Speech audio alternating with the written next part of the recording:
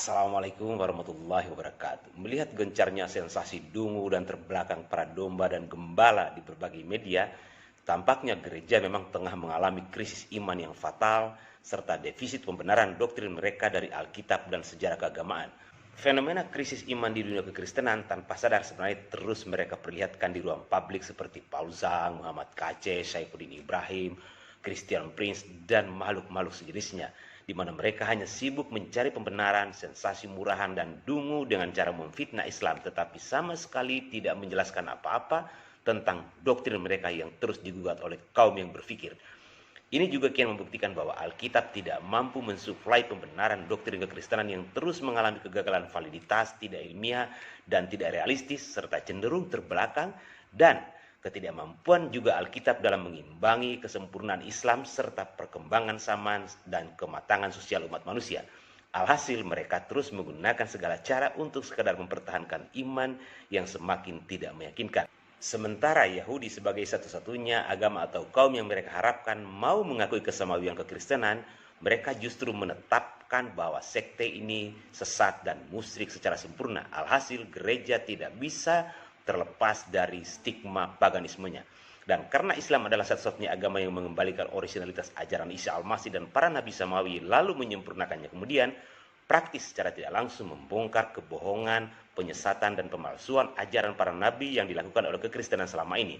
Menyusul menyebarnya informasi tentang Islam di berbagai media, alhasil banyak umat Kristen dan Yahudi cerdas, pencari kebenaran dan kritis dalam mencari iman atau Tuhannya menjadi mualaf. Karenanya Islam menjadi agama yang menjadi target utama mereka untuk difitnah, dirusak, dan dicederai.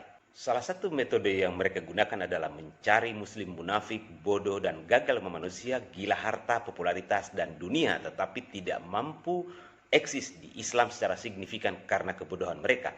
Lalu mereka membayar dan membiayainya dengan sangat mahal untuk memurtadkan dan juga menyerang Islam dari dalam.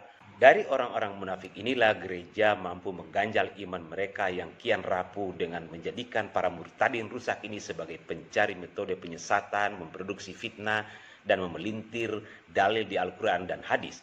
Misalnya, klaim tentang tidak adanya nabi di luar Bani Israel. Lagi-lagi kebodohan penggagas klaim ini telanjang bulat karena faktanya Abraham selaku bapak para nabi dan Ishak jelas bukan Bani Israel. Mereka dari rumpun suku Gurun yang hidup di kawasan dari Asia hingga Afrika, di mana oleh para ahli sejarah di abad 9 sebelum Masehi menyebutnya dengan Arab, sedangkan Israel baru eksis di era Yakub. Lalu konon katanya Islam mengajarkan kekerasan, padahal terbukti Tuhan Kristenlah yang sangat sadis, brutal, biadab, dan tidak berperi kemanusiaan dengan cara merencanakan pembunuhan sadis terhadap terduga Tuhan bekerja sama dengan iblis hanya karena tidak mau berdamai dengan manusia atau memaafkan tanpa tumbal yang biadab. Lalu ada lagi pernyataan seperti Saifuddin Ibrahim mengatakan bahwa para mu'alaf ini sebenarnya sesat karena tidak memutuskan segala sesuatunya menurut Injil. Karena Al-Quran mengatakan bahwa mereka para ahli kitab harus memutuskan segala sesuatunya menurut Injil. Padahal jelas Injil yang dimaksud Al-Quran di sini bukan Alkitab karangan Paulus dan orang-orang di luar saksi utama firman beliau. Karena Injil asli melekat pada diri Yesus. Maka benarlah para mu'alaf memutuskan mengikuti apa yang diajarkan oleh Yesus seperti yang dilakoni oleh umat Islam hari ini. Sementara Kristen jelas menentang semua ajaran Yesus selaku firman yang hidup. Ada pula stigma bahwa Islam konon katanya mempertuhankan batu dan adalah pagan. Padahal sejak zaman Abraham hingga Muhammad SAW seluruh nabi telah sujud menghadap Bait Allah. Tidak ada yang menganggap bahwa kiblat ibadah umat samawi ini adalah Tuhan. Karena jelas Betel, Bait Allah atau Baitullah artinya adalah rumah Tuhan, bukan Tuhan. Dan masih banyak lagi untuk kita ungkap, tapi cukup ini sebagai contoh saja. Dari beberapa poin ini saja sudah cukup mewakili bagaimana kegalauan dan ketakutan gereja atas kian terkuaknya kepalsuan sekte ini. Alhasil dalam setiap ibadah mereka tidak lagi fokus pada pembenahan iman dan akhlak jemaatnya, tetapi lebih banyak konser musik seperti hiburan, kesaksian-kesaksian palsu para murtadin yang membuat mereka orgasme tanpa pasangan atau makna layaknya onani, mujizat ala setan yang menyesatkan, kesurupan roh kudus seperti orang kesetanan, bahkan hingga stand up komedi dan membincangkan tentang Islam.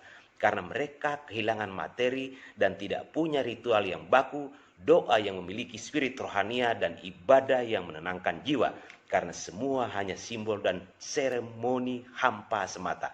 Yang pasti dalam semua hal kekristenan bukan agama Abrahamik, tetapi terbukti dari sekte paganisme Trinitarian Namrud yang menyusup ke dalam agama Abrahamik laksana serigala berbulu domba. Dan keberadaan umat munafik ini juga telah diingatkan oleh Yesus jauh sebelumnya. Dalam Matius 7 ayat 15 dikatakan bahwa waspadalah terhadap nabi-nabi palsu yang datang kepadamu dengan menyamar sebagai domba, tetapi sesungguhnya mereka adalah serigala yang buas.